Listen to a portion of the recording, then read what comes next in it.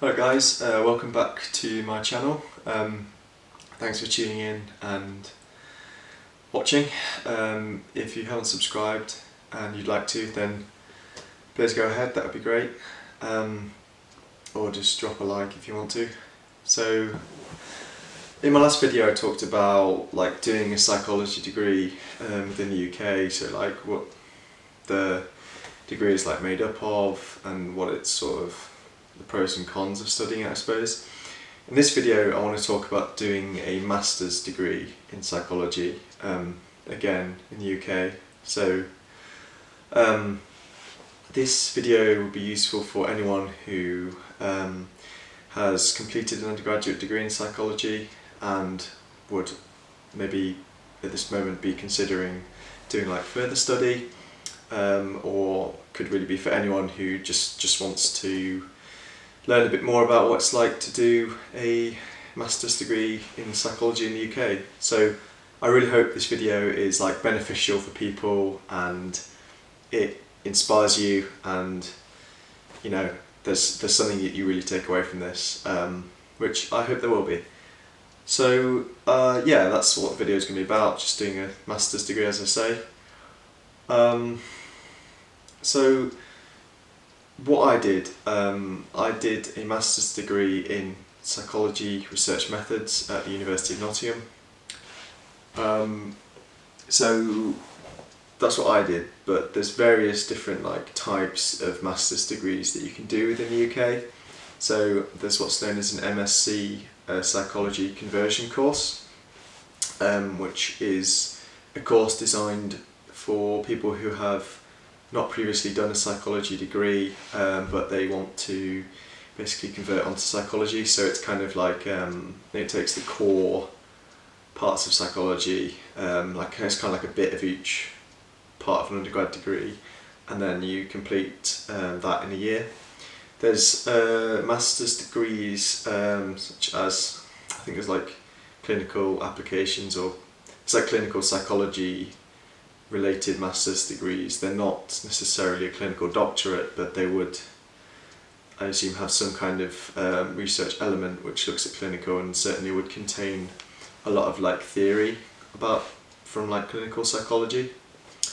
There's also master's degrees which are very theoretical and look at a particular topic area. So there's cognitive psychology master's degrees. You can also do something like behavioural science ones. The one I did, as I say, was psychology research methods, but there's such a variety of different master's degrees out there. So you can there's a lot of choice in terms of what you might like to do. In terms of choosing your degree, I'd say a master's degree should really be related directly to what you want to do in terms of your career path. And I know that's it's easier said than done, or you might not necessarily know, but my advice there would be, if you want to pursue a PhD type research, then I would definitely look at doing, as I did, a psychology research methods type master's degree, because that is basically the bridge between undergraduate and PhD, is that the master's degree is that kind of bridge. Again, so yeah, the take-home message there is just to choose one that's related to your kind of career path, or not necessarily related to your career path, but your research sort of interests. In terms of requirements to get onto a master's degree, generally you need a minimum of a 2-1, which is the rating system within the UK, or a first if you can. It's not unheard of to get onto a master's degree with just a 2-2. So I have a friend who I did undergrad with who went on to do a master's degree in organisational psychology, and he had actually had a 2-2. So it's not unheard of. There's also, in terms of requirements, a certain cost associated with master's degrees. So they can range from sort of 5,000 up to about 11,000 for some. It kind of depends on the university certainly like the status of the university. Some, like the better ones, tend to charge a bit more. So that's kind of like the requirements. So now I'm going to talk about what was contained within my degree, what the degree was like, and like the kind of pros and cons of doing like a psychology master's. So there were like various kind of different modules within the master's degree. So for example, one of them was called the research internship. So this is where you work within a lab or a research group, which is kind of outside of your normal like area of interest. So it could be something like, I did one in clinical psychology looking at PTSD and trauma, and that's not within my like area of interest of like cognitive psychology and like eye tracking. There's also a module called psychological research in context, which you basically examined like psychological research, but you sort of critiqued research and you looked for limitations and advantages of different methods, and that like culminated in like a 5,000 word dissertation where you basically chose, I think, 3 to 5 research papers and discussed the advantages and disadvantages of each one. It's just like a big evaluation really. And that was really useful for like learning like the skill set of like lit reviews and things like that. So that was a very useful module. You also do one called philosophy of research, which isn't necessarily related to like the hard skills of research per se.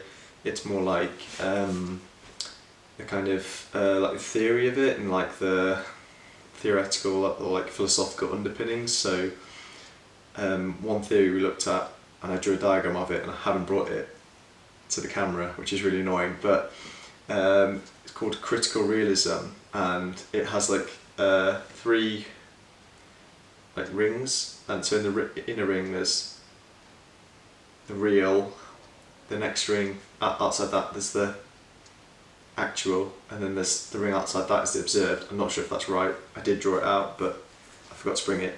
And it's kind of like events you can observe, events you can't observe, and then there's events which are like you can't observe and you can't theorise about, or something like that. And that kind of puts your research like in context. So when you talk about the research findings you have, or the methods you use, it's like if you take a response time test, can you actually measure actual events within like the paradigm of humanity, or are you only measuring everything in the outer ring, so the observed rather than the actual events? So it was all a bit complicated, but that was really useful. I don't know how much it helped, as I say, like hard skills, but that was a good module. We also did a module called Advanced Methods within the Master's Degree Programme. So Advanced Methods, you were given like a theoretical basis, or it was basically a lecture series looking at eye tracking, EEG equipment, and then what you did is you'd have like a lecture on it, and then you at the end the assignment was a 5,000 word essay on looking at 2 of these research methods and like evaluating them against within like a topic of your interest. So I did eye tracking, which is a research technique which is used to gauge the essentially what the person is looking at and how much visual attention they're paying to a particular stimulus by using like an infrared camera system. So the person will be sat at a desk, and then the eye tracking device usually sits underneath the monitor, although some are like they have chin rests. And the subject is looking at the screen. Then you might present like a face on screen, and then what eye tracking does is it takes it as almost like a video file, and then you create what's known as areas of interest, which are parts of the stimulus which are like relevant and interesting for the subsequent analysis and research questions. And then you you collect up certain measurements within that area. So fixation duration, number of fixations, things like that, which basically gauge how much visual attention the person is paying. That's a massive tangent, but that module was really, really interesting. Also did, in the summer, you do like a final year project, which is like a 3 month, it's like a dissertation, but you do it in 3 months, but you do it full time rather than spread across the year. So that was really good.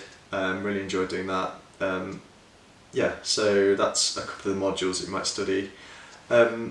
Within the psychology research methods,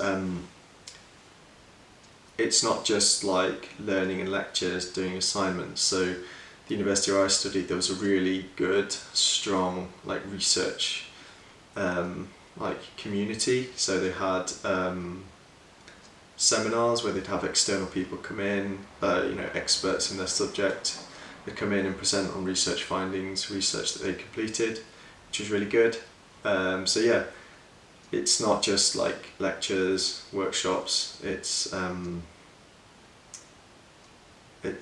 of engaging in research as a whole, and you find you work quite collaboratively with like your peers as well. So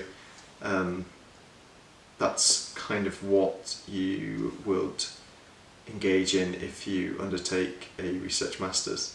That's a bit about like what how you might study and what you might study within a research masters for psychology.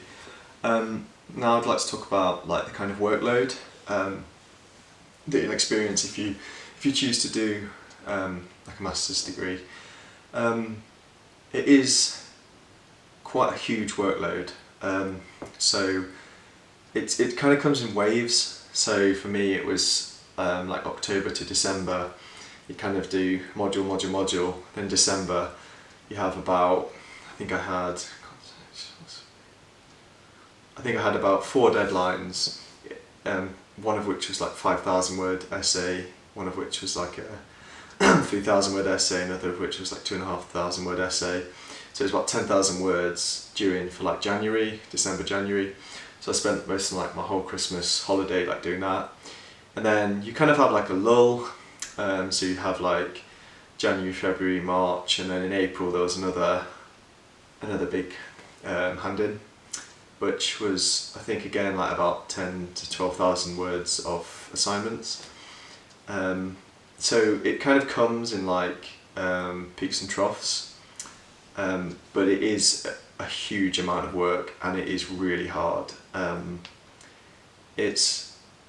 It's sort of not only sort of quite a lot of work, but the kind of difficulty of the work is it's a lot harder than like undergrad. So I think undergrad you're kind of you're helped a lot more in terms of the like how to do the assignments, what you need to do to hit the specific grading criteria. With the masters, it's you still have a bit of like the assignments to explain to you and stuff, but it's a lot more like you go off and sort of do your own research, really, to use the phrase. You like do your own kind of research, and it's a bit more difficult, like in that sense. So yeah, the master's degrees, certainly the one I did, they are really hard. It's really rewarding though. Like I really would kind of recommend doing them anyway. Like I know I'm probably make it sound hard, but I think they're really worth doing, and it's just so like fulfilling, and I love learning, and I think that's what attracts me so much to like the academia and being like that, the academic side of the masters. I mean, the whole thing is academic, but just learning is so fulfilling, it's so rewarding. You come out a different person. I'm jumping ahead, but yeah. So the other thing to discuss in terms of workload is like length. So the master's degree lasts like literally a year.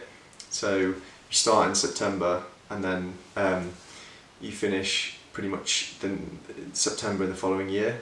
So you don't have any kind of break in between work. So you finish, you have like the April-May kind of hand in, and then you're straight into the next set of work, which is final year research project, where you do the whole project in basically like 3 months. It's sort of June, July, August, and then you submit that in September, and then you finish, but you don't get a summer. So it's quite tricky in that sense, and it's quite like, I'm a bit of a workaholic with like when I was doing the masters, I just worked like 10-12 hour days, sometimes seven days a week, I just enjoyed working. I enjoy working hard. That's me really, it's my take on it. My final year project, I'll briefly talk about it because it's probably relevant to what you might do. I did another eye tracking experiment where I looked at whether you can detect whether a person has concealed information by using their eye movements and response time measure. So essentially I looked at what the eye was looking at when the button was pressed. So effectively guilty people learned 5 different pieces of information. These pieces of information were then presented on screen, and then so 1, 2, 3, 4, 5, 6. So you'd have so 6 words. One word would be the guilty word, like if one set of information was cities, so it'd be Istanbul. And then Istanbul, the guilt revealing stimulus, would be embedded among innocent words, so like Tokyo, Japan, Cairo, I don't know. And then what we looked at was what the eye did when the button was pressed. So it was kind of like response time is a measure which you can basically deduce if someone's taking longer to process something by a latency in milliseconds. So if they take a bit longer, it might suggest they have guilty information because they're thinking, oh, I've got to take a bit longer to do this. Oh no, I've got to. So they take a bit longer. And it's like fractional, but response time is a very interesting method. So now, rambled on a bit, I want to talk about like the pros and cons of doing a psychology master's degree. I'll try and put this in the context of like doing it in terms of psychology research methods, but I'll try and also frame it in terms of doing a psychology degree, like in general. So I'd say I'll start with the cons. I think a psychology research methods degree is probably only worth it, or a master's degree in general. It's probably only worth it if you want to do it for a specific purpose, like as in like you need it for your career progression. So like for me, I'm like kind of in 2 minds about doing a PhD, and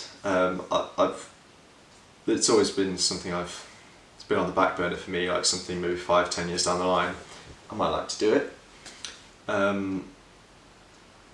But I wouldn't necessarily want to do one right away, but I definitely might consider it a few years down the line. So in that sense, doing a psychology research methods PhD master's degree was a really good thing. If you didn't necessarily want to follow that kind of career path, it probably wouldn't be worth doing. But yeah, it's kind of worth thinking about anyway. It's quite expensive as well. Master's degrees cost a lot of money, and there is government loans now for master's degrees, but they are quite an expensive investment. Pros though, you can earn more money if you have a master's degree. So in my current role, I think my salary is increased. The salary I was offered was based on, one consideration was that I had a master's degree, so I think you have the potential for earning a bit more money if you have a master's degree, so there's like a financial incentive there. I think for me, it stretches you and you grow, so it's not, you just sort of, it's not something you just do and come out of like, like a factory, you go in, you study, you do assignments, but you kind of grow as a person when you do it. Like, it stretches you so much. It's so technically complicated and so like hard, I think, that but you kind of like learn a lot about yourself, and you learn about your potential and what you're capable of, and you go in quite nervous and thinking, oh, can I do this? And I spent a lot of the masters like, oh, I'm not sure if I can actually do this. But I came out like a different person, like so much more confident, so much more like, yes, like I've done it, I've got my master's degree. So I think it's really worth doing, just for that sense of just the achievement. And you've got a master's degree, like not everyone has one. It's a real achievement, and it's something you should be so proud of. So yeah, as I say, yeah, you learn, you develop, you grow, you learn so many new skills as well. Like I didn't even know what programming was when I knew of it as a concept, but I had no idea that you could sort of use it like for research, for data analysis, for building experiments, and that's something I learned on the masters. And it's not something you can learn coding online through like boot camps, Udemy, Coursera, things like that. But yeah, like I learned really useful skills, and it's just when you push yourself, you grow, you develop.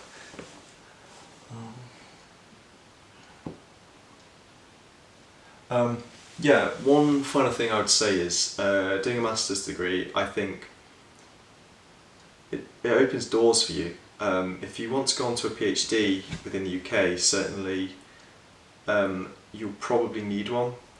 The kind of proviso for applying for a PhD is basically a 2-1 at undergrad or a first class honours, but a lot of scholarships now say a master's degree is preferred, or like significant work experience. So if you want to do, I mean, I'm probably biased in terms of that I'm considering 5-10 years down the line I might want to do a PhD.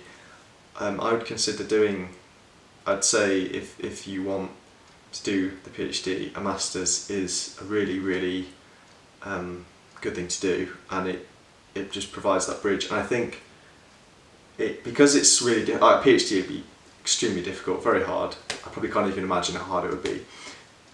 But a master's will also push you, and it will really stretch you, and it'll maybe like, for me it almost broke me, but I think yeah, if you want to do a PhD, a master's is a really good thing to have. So yeah, it opens doors, and it's not just like, you know, to get into a PhD scholarship. It'll help you get research assistant jobs.